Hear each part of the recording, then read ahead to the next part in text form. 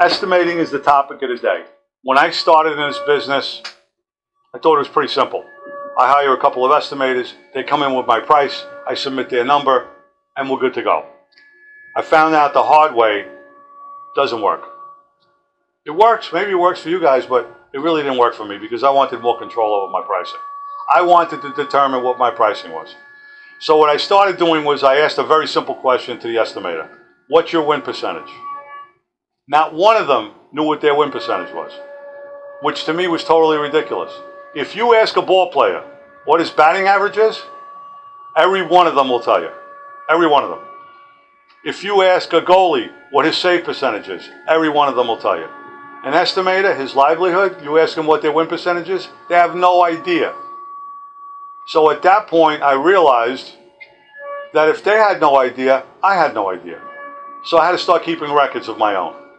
And I had to determine what their win percentage is. Now you're going to find that some estimators win at a greater win percentage than others. Why is that? They're pricing items less than the other guy. That's the only reason why they have a better win percentage. So what I had to try and do was I had to equate if two people are pricing the same product, what number are they coming in at?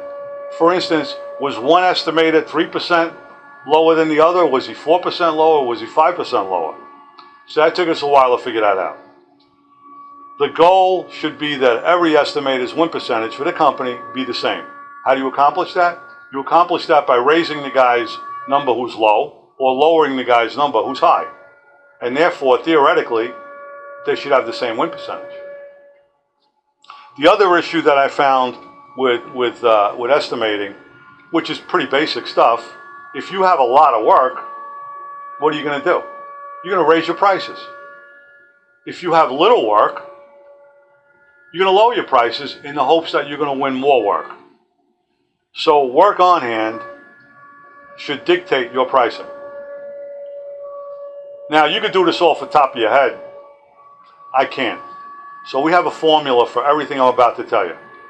And in my opinion, so should everyone else. Do you price the same product with two people? One person is paying you in a week. The next guy is paying you in a year. Do they get the same price? Not with TATCO, they don't. If you have someone that's paying you relatively fast and you have someone paying you ultra slow, they're going to get different prices from me. Until you get to the point where you just don't want to deal with the guy paying that late. Then you just stop doing estimates for him. But in case of the amount of time that people pay, to me that should determine their price. The other issue that I found that determines pricing is the amount of the job. So if you're estimating a job, if you're estimating a $10,000 job, if I'm estimating a $10,000 job and I'm estimating a $2 million job, my percentages are totally different. Because I'm going to discount the $2 million job. I'm going to raise my $10,000 job. Okay, and sooner or later you're going to get to areas that you want to be. Do I want to do the $10,000 job? Maybe not. Do I want to do a $2 million job? Probably. And the key issue there is, do you want to do 10 $10,000 jobs or do you want to do one $100,000 jobs? People answer that question differently. In my opinion, you want to do one $100,000 job. Why? I need one foreman instead of 10. Okay, it's less paperwork. And if I'm doing 100 items of the same instead of 2, I'm doing the 100 items a lot faster. So therefore, the higher the number of the estimate, the more of a discount. And that's going to go throughout. You're going to find that throughout. The higher you go, the lower they're going to be, the more aggressive the companies are going to be. And lastly, do you know what your win percentage is with each customer? If you don't, you should. Because that's going to determine whether A, you want to estimate for this guy. I'll give you an example. If you're winning 2% with company A, and you're winning at a 20% clip with company B, and two estimates come in, what do you expect your head estimator to estimate? If they don't know that they're winning 2% with A and 20% with B, it's random. It's pot luck. You need to know your win percentage with each customer. And you need to have a formula for each of the 5 items I just mentioned. So Steve is our head estimator here at TATCO, and I don't want to put you on the spot, Steve, but when I first met you, the first thing I asked you was what your win percentage was, and what your win percentage was in the other company. And no fault of yours, but I don't think anybody had ever asked you that question. That's correct. And you guys really didn't know, and you were the head estimator at your other company. Correct. And you couldn't tell me what your win percentage was for the company. We never had a formula like that to work with. Right.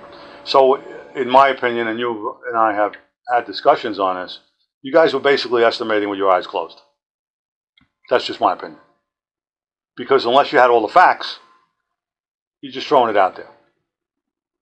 So when you and I go over an estimate, the one thing I didn't go over was a company needs to see what they're good at. So what we're good at, that's the work we want. So if I'm good at plastic laminate work, that's what I'm going to key on, and that's what I'm going to discount the most. What we're good at TATCO is finish work. We want to utilize our finish work. We feel we have the best finishing department within 50, 60 miles of here, radius. So what we want to key on is finishing. We want to load up our finishing department because that's where we feel we can compete and do well. So if I look at PLAM work, I'll estimate it, but it's not going to get discounted the way finish work is going to get discounted. And ultimately what happens is you get the kind of work you want. So if I don't want PLAM work, what do? I raise my prices on PLAM. If I want the hard goods, what do? I lower my prices on the hard goods. And you know what happens? I get the work I want. And I get the pricing I want, and I get the sweet spot I want. And that's how estimating should work. It's the table setter for the company. So Steve and I are going to go over a job. And can I see the breakout? Sure. This is about a third of walnut. The rest is plastic laminate. So Steve's given me a job,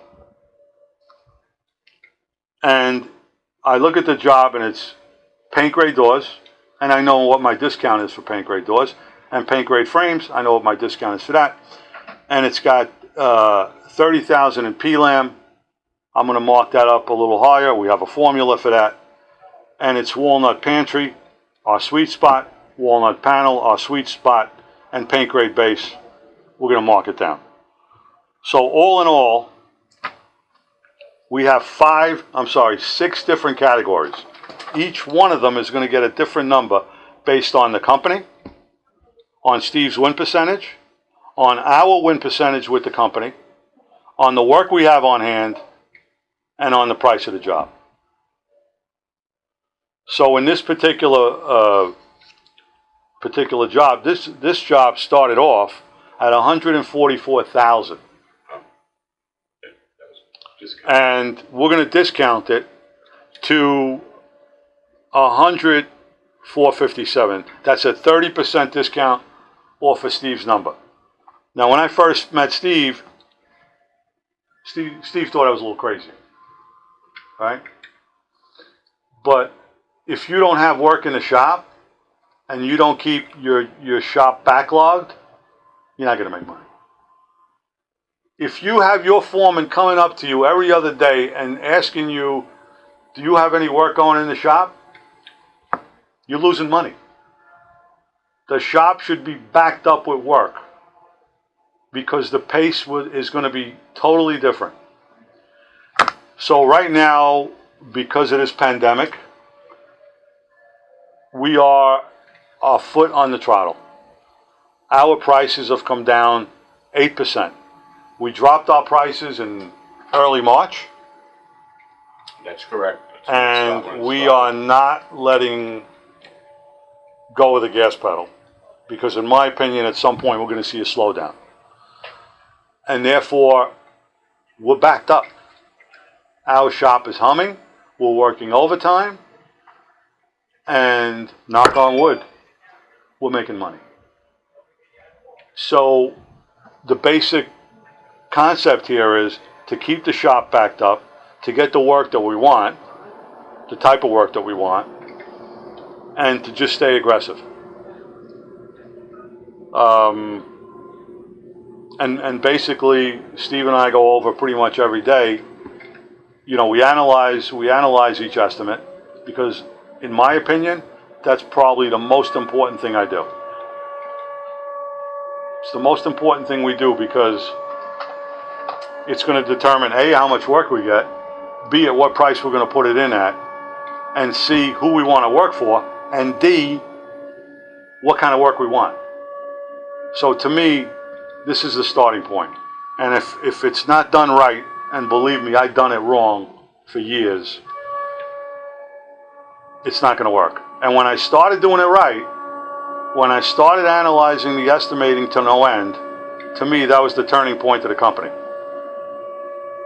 Because if you're doing this off the top of your head, I hope you have a clear head, because I can't do it.